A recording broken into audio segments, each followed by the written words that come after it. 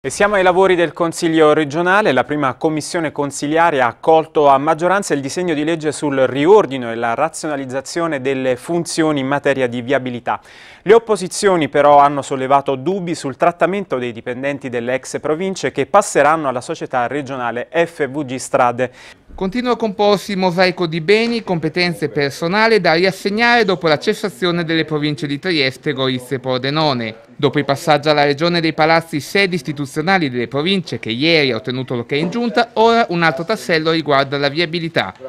Passata alla regione dal 1 luglio 2016, le strade ex provinciali e il personale relativo, dal 1 gennaio prossimo entrerà in campo la Friuli Venezia Giulia Strade, una società per azioni partecipata al 100% dalla regione che progressivamente assorbirà anche il personale.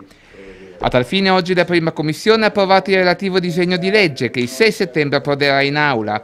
Polemiche però sul personale, 150 dipendenti della regione che dal prossimo anno affronteranno un quinquennio di transizione. Anche per Elena Bianchi dei 5 Stelle i lavoratori sono tutelati, ma comprende la preoccupazione per il doppio salto mortale di chi, così dice, è passato dalla provincia alla regione, per poi approdare in meno di 2 anni alla partecipata. Mi sembra che le garanzie messe in legge siano abbastanza solide, posto garantito in caso di riassorbimento della società, e mi pare che questa sia una garanzia piuttosto forte con i tempi che corrono.